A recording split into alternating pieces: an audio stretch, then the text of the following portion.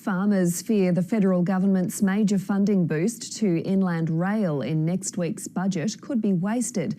The government is expected to unveil more than $1 billion for the freight line, which would run from Brisbane to Melbourne. Here's Regional Affairs reporter Lucy Barber. There's almost cause to celebrate. Fingers crossed. Fingers are crossed.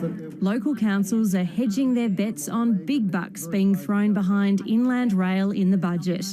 The 1,700-kilometre rail line would make it faster and cheaper to freight grain, fertilisers and fuel through the bush.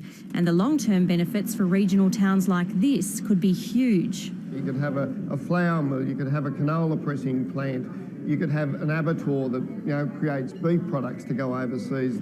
Parkes in central West New South Wales would become a major stop along the route. Most locals love the idea. It's the Steel Mississippi, isn't it? Others are a bit bemused. When I see a big one go, I'll say it's here. That is going to happen in our lifetimes, and it's going to happen over the next 10 years. Mayor and farmer Ken Keith believes next week's budget will prove to potential private investors that the coalition is serious about building the inland rail. The National Party has been spruiking it for decades, but some in the party's heartland fear it won't be done right. I think it'll be NBN Mark II. The government's own corporation, the ARTC, is managing and designing the project. Wayne Dunford believes other companies could deliver a network capable of carrying heavier loads at faster speeds. This line will be there for the next 100 years, so why not go for the Rolls-Royce as of today? The Inland Rail network requires 600-kilometre track. Most of that will run from north of Parkes.